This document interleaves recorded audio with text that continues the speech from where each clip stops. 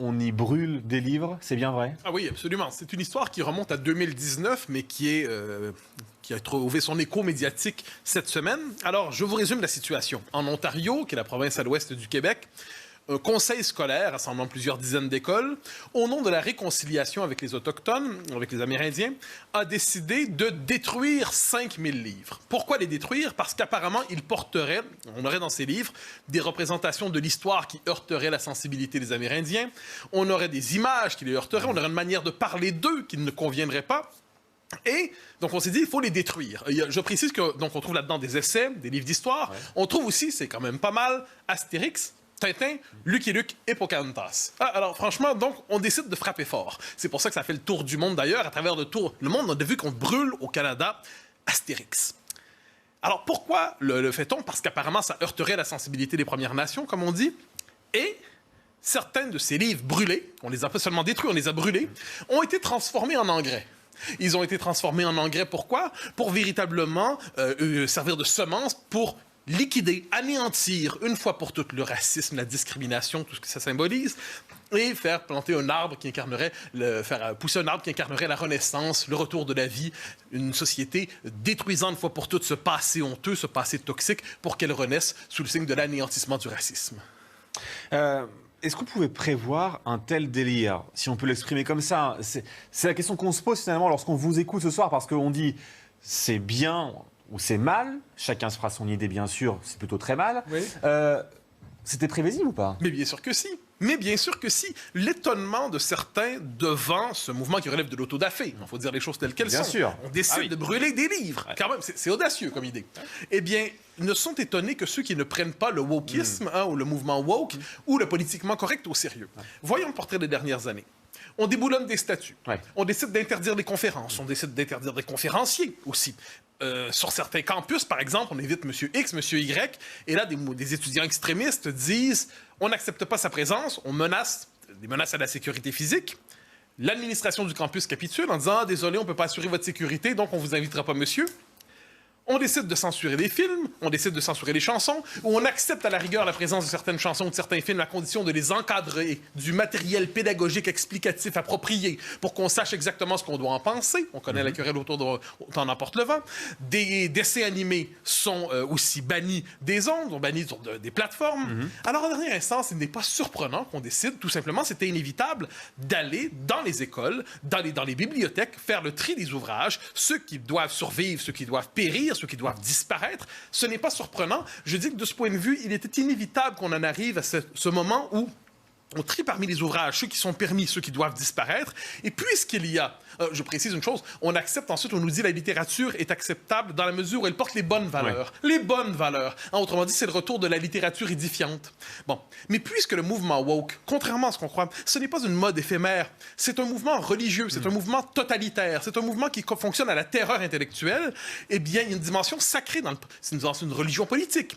Eh bien, qu'est-ce que ça fait, une religion politique là-dessus? Ça cherche à transgresser l'ultime symbole de la culture, transgresser l'ultime symbole du savoir dans le monde occidental. Et de ce point de vue, l'autodafé, le fait de brûler des livres, c'est un geste conscient de lui-même pour véritablement anéantir à travers le livre une civilisation. Il y a à travers ça une expression névrotique de la haine du monde occidental, une haine de cette civilisation, une haine d'une civilisation qui elle-même ne sait plus comment se défendre parce qu'elle capitule devant les brûleurs de livres.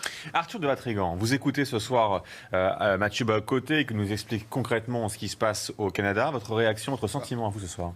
Première réaction, si on découvre ça, Mathieu nous le raconte, on trouve que c'est une séquence qui est hallucinante de bêtises, mais il a raison de le rappeler, ce serait peut-être bien imprudent pour nous Français de se moquer en pensant que ça n'arrivera jamais chez nous. Pour une simple et bonne raison, c'est une première étape est déjà arrivée.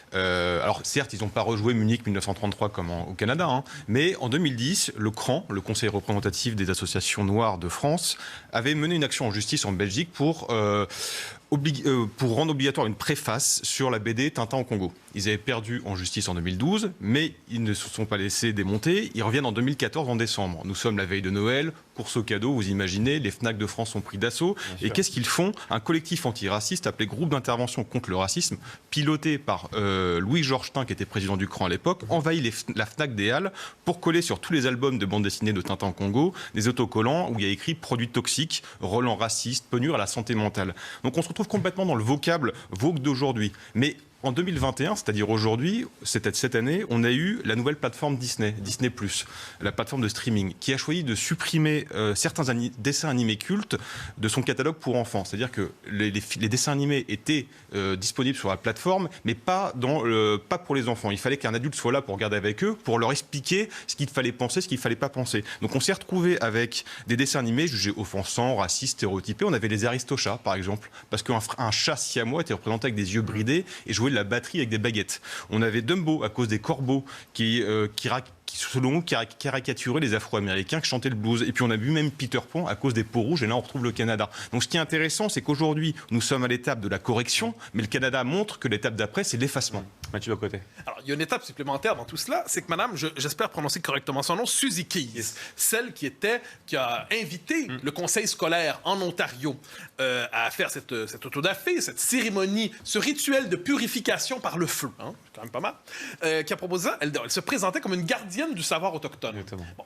Et là, on apprend quelques jours plus tard que madame n'est même pas autochtone elle-même. Et je précise que là, soudainement, des gens dans le milieu scolaire, politique, disent « Ah, ben, on n'aurait pas brûlé les livres si on avait su qu'elle n'était pas autochtone véritablement. » Mais non, même si elle est autochtone, on ne brûle pas des livres, soit dit en passant. Mais ce qui est intéressant, c'est de voir la psychologie, en fait, le trouble que ça dévoile. Dans une société qui sacralise véritablement la posture victimaire, qui considère qu'en dernière instance, il y a le nouveau bouc émissaire à l'échelle de l'histoire, c'est le méchant mâle blanc occidental de plus de 50 ans, et qui sacralise les figures victimaires, eh bien, on comprend qu'il y a une forme d'opportunisme identitaire et aussi probablement des troubles de personnalité dans le fait de s'inventer une généalogie qu'on n'a pas dans l'espoir de capter les privilèges symboliques, politiques et culturels qui sont liés au fait d'appartenir à ces minorités sacralisées par le multiculturalisme au Canada, mais ailleurs aussi, et par le mouvement woke. Il y a un autre élément là-dedans qui est tout à fait fascinant. Et ça, pour moi, c'est très important, c'est ce que j'appelle l'industrie des consultants en diversité. Ça, les Français sont moins familiers avec ça, mais ça vient déjà et ça viendra encore plus. Les consultants en diversité se présentent, c'est toute une industrie très forte en Amérique du Nord, qui se présente dans les entreprises et qui dit « Votre entreprise a un problème de racisme systémique. Et on vous propose de le résoudre. Il faut que vous nous embauchiez. On va faire des ateliers de sensibilisation pour vos employés.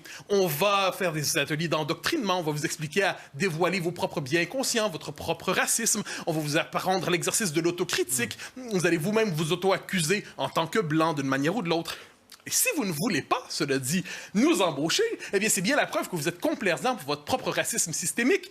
Donc, la tempête médiatique viendra. Et moi, de ce point de vue, ce sont des méthodes d'extorsion. C'est pour ça que j'appelle ça le pizzo de la diversité. Hein, c'est-à-dire, on doit payer véritablement une logique qui n'est pas loin de celle des gangs, en disant, pour éviter la tempête, il faut payer véritablement, il faut se soumettre à ce management diversitaire. Je précise, cela dit, que dans beaucoup d'entreprises, on le fait avec enthousiasme, dans les départements de ressources humaines, du personnel, une forme d'esprit de collaboration avec tout ça. Dans les grandes entreprises américaines et canadiennes aussi, évidemment, ces ateliers de rééducation où on doit, par exemple, apprendre que les mathématiques, quelquefois, sont racistes, participent à la suprématie blanche, que la physique participe à la suprématie blanche, ça peut aller loin. C'est un délire tout à fait conquérant. Eh bien, tout cela, ça s'impose aujourd'hui. Nous ne sommes plus devant un mouvement qui est contenu dans quelques campus universitaires américains. On est dans un mouvement qui mord aujourd'hui sur la culture réelle, qui mord sur la culture de tous les jours et qui aujourd'hui façonne la vie quotidienne en Amérique du Nord. Intriguant. Ça pourrait arriver en France, ça, ou pas? C'est déjà un peu arrivé en France, oui, malheureusement. Mais de manière assez quand même... Encore une fois, le problème, c'est qui tient quoi. Et là, le problème au Canada, c'est que c'est une personne qui a un gros réseau scolaire. C'est pas quelqu'un qui vient du monde associatif et qui imposerait quelque chose. Donc moi, j'ai envie de poser plutôt cette question à Mathieu. Vu que le Canada a 20 ans d'avance sur nous, nous, on a 20 ans de retard, heureusement. Qu'est-ce que les Canadiens et Québécois n'ont pas fait que nous, on peut faire pour éviter d'arriver à cette autodafé en France? Il y a un esprit de résistance en France et que je remarque. Donc, cette espèce d'idéologie, elle pénètre partout, mais il y a une résistance chez vous qu'il n'y a pas nécessairement chez eux, au Canada, mais qu'il y a aussi chez nous, au Québec. Hein, de ce point de vue, je fais la distinction. Quelle a été la réaction de la classe politique canadienne devant ça? C'est fascinant. Justin Trudeau a dit personnellement, je pense qu'on ne devrait pas brûler de livres. Mais ce n'est pas aux Blancs à expliquer aux Amérindiens, aux Autochtones, de quelle manière gérer la réconciliation. Autrement dit, si pour que la réconciliation fonctionne avec les Autochtones, avec les Premières Nations, il faut brûler des livres, eh bien, on brûlera des livres. Le chef conservateur, Erin O'Toole, qui pourrait peut-être devenir le prochain premier ministre du Canada, à tout le moins si les sondages ne montent pas trop en ce moment, il y a des élections fédérales au Canada, lui a une position modérée. Il a dit, je suis contre le fait de brûler les livres, on pourrait se contenter de les censurer. Et les seuls à avoir eu un peu de courage dans tout ça, encore une fois, vous me permettrez de le dire, ce sont les nationalistes et les indépendantistes québécois qui ont dit « mais tout ça est un délire, on ne brûle pas de livres, c'est insensé, il n'y a pas de nuance à faire devant la tentation de l'autodafé, il faut dire non. De ce point de vue, il y a encore une parenté naturelle, une complicité entre le Québec et la France. » Allez, voilà pour l'actualité au Canada. Le deuxième thème qu'on voulait aborder ce soir avec vous, chers téléspectateurs de Il faut en parler, et avec vous, Mathieu Bock-Côté et Arthur de Vatrigan, c'est la France. La France qui pleure. Jean-Paul Belmondo, magnifique hommage national cette semaine aux Invalides. Que pleure-t-elle la France à travers lui? Je crois qu'elle pleure d'abord et avant tout une certaine image d'elle-même où la France ne se sentait pas étrangère chez elle. Une certaine image aussi d'une France joyeuse, conquérante, qui avait une espèce de gouailleuse, d'une certaine manière. Une France gauloise et fière de l'être. Mais, et ça, on l'a beaucoup entendu cette semaine, j'aimerais ajouter une autre dimension qui me semble importante à travers tout ça. Elle pleure peut-être aussi. C'est une hypothèse, mais un peu plus qu'une hypothèse. C'est une proposition. Une certaine image du masculin, une certaine idée de la masculinité.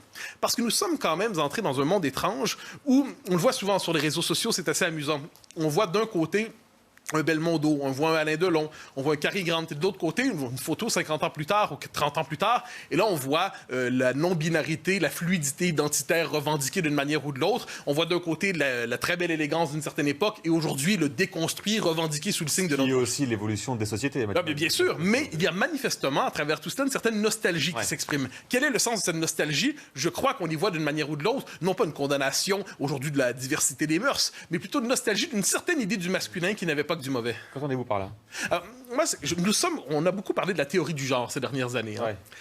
On a cru que c'était une mode. C'est toujours l'erreur de ce que j'appelle la droite bourgeoise et libérale, c'est qu'elle s'imagine que c'est une mode. Elle dit, les enfants vont grandir, ils vont s'embourgeoiser, ils vont prendre de la bédaine et tout ça va passer. Eh bien non, en fait, ces idéologies-là progressent et façonnent véritablement la société. Et qu'est-ce qu'on voit? C'est quoi au cœur de l'idéologie du genre qui se diffuse véritablement et qui nous amène à regretter justement des figures classiques du masculin? Eh bien, qu'est-ce qu'on voit? On a cette idée que le masculin et le féminin seraient justement des constructions sociales réactionnaires qui empêcheraient véritablement la fluidité identitaire, la la figure du non-binaire, ni homme ni femme, la fluidité identitaire de devenir la nouvelle norme de l'identité sexuelle. Donc, il faudrait, pour libérer le genre, libérer l'identité sexuelle, déconstruire le masculin et le féminin.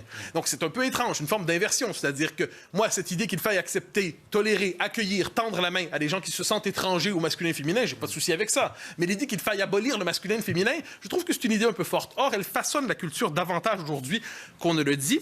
Et je donne quelques exemples, parce que tout ça, c'est très concret, finalement. On le voit dans le vocabulaire. Il faut toujours étudier le vocabulaire dans les sociétés, ça nous en dit beaucoup.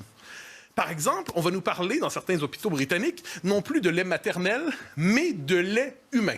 Parce qu'il faudrait éviter, justement, de définir, exagérément par la dimension biologique du corps, le sexe d'un côté ou de l'autre. On va nous parler aussi, ça c'est quand même pas mal aussi, on l'a vu au Québec récemment, de personnes avec un utérus. Apparemment, on ne dit plus une femme, on va dire une personne avec un utérus parce que c'est plus inclusif. Donc, il faut une inclusion de la diversité des genres.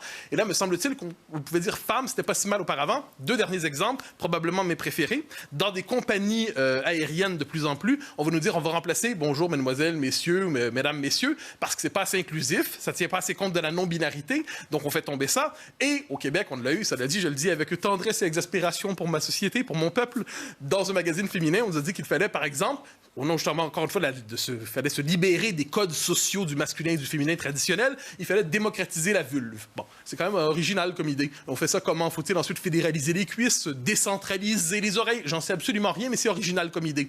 Donc, au nom d'une ouverture légitime devant une diversité de modes de vie, eh bien, qu'est-ce qu'on nous dit? On nous a dit finalement qu'il fallait déconstruire le masculin et le féminin à un point tel qu'en dernière instance, on a la nostalgie de cette figure classique. Alors, Arthur de